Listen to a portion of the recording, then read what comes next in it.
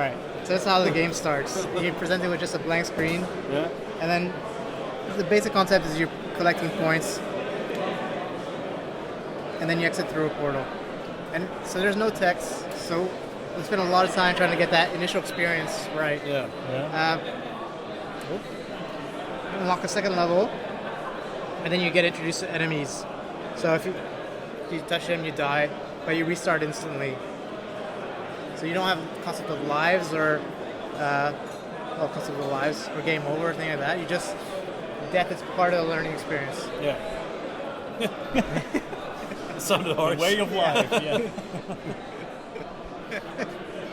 And it gets progressively more complicated. About 130 levels, and it constantly evolves. There's new challenges, and it just gets more and more difficult. So in this one, you have guys shooting at you and guys following you. So you don't actually have to collect all 5 or 6 points? No, you only have to get... the fourth one opens the gate, and then the fifth one is bonus, and usually hard. Yeah. And then you also have, the second time you play a level, you get a timer bar that counts down, and you can get up to 5 extra dots that make one more star. That's for the people who like to replay, so we don't show it by default because a lot of players just don't like the temperature. They get very frustrated. So we're trying to balance the type of gamers we target and give an experience that a lot of people can enjoy. Let's see, another crazy level. Right, it gets crazy.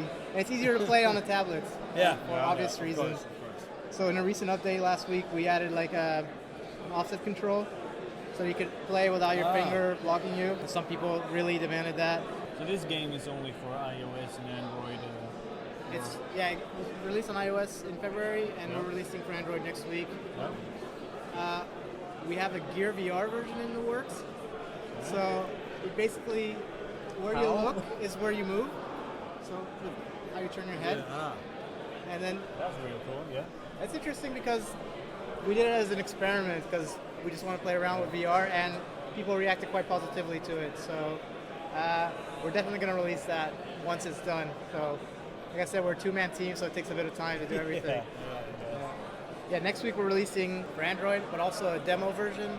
So with 20, 30 free levels, so that people can try it out because it's a premium game. So no ads and there's no in-app purchases. So we want to give people a taste so that they have a reason not to go pirate the game.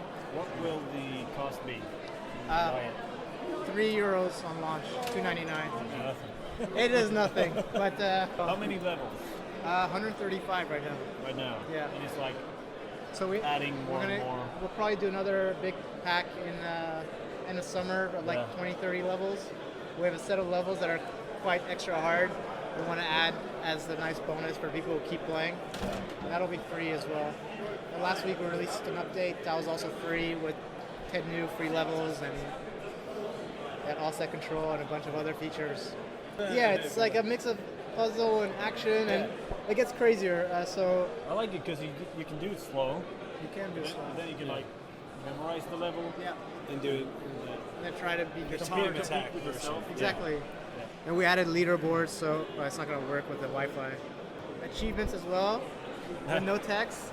That sounded like my night out. Touch, explore, survive. Yeah. Maybe not in that order. So here, we played around with a completely different mechanic just for fun because we enjoyed it. So in this section of the game, when you move, the enemy moves, and when you don't move, they stop. A little ode to like games like Braid or Super Hot. Super hot, yeah. I was thinking about that. And so things that were easy in other levels because you could just run away from enemies now become counterintuitive because the faster you move, the faster they're going to come at you. That's just a little That's cool. intermission we call the time world. Yeah, and Can you skip levels? you have multiple paths. So in a lot of places we offer different branches so that you can. So you don't get stuck. Yeah. There's two types of players: the people who do well in the rhythmic sections, and other players who like the chaos. I don't know if you ever played Guitar Hero. Yeah, a little bit. Yeah. So I used to be great at the solos where it was going all over the place, but the rhythm I couldn't hold. Okay. Like after about 10 strokes, I would just start going out of rhythm. And I see similar sort of patterns in this game, like guys that follow you and it gets all chaotic. Some players do really well with those, and some players suck at them. Yeah. And then ones with like very repetitive patterns like this, some players handle it super fine, others just die over and over again. So another thing we did, which was for us internally, like we created a little bit of a narrative to guide our level design process. Yeah. So, and I think most players are never going to notice, but for us it was very useful.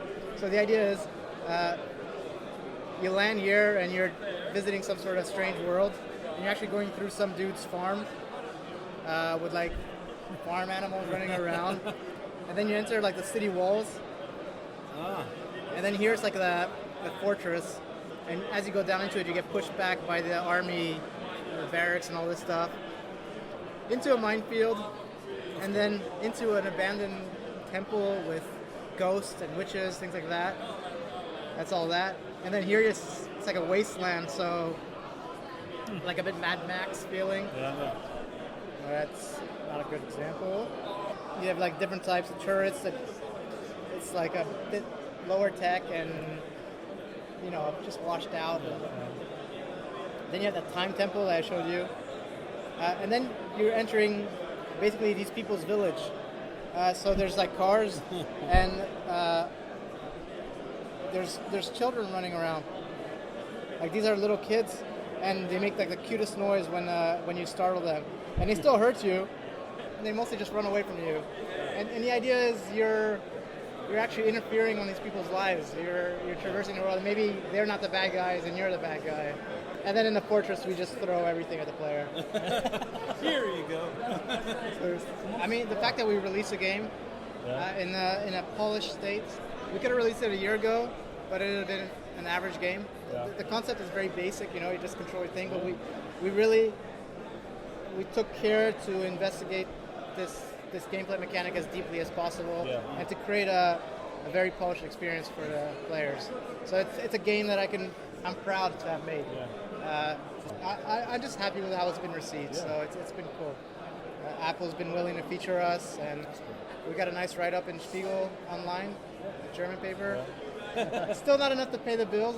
It's a very competitive market, but it's better than having released it and nobody buys it. Yeah. I think it's a very addictive game. Yeah. For those who like it, they can't put it down. It's addictive because it's frustrating. Frustrating in a good way. Yeah.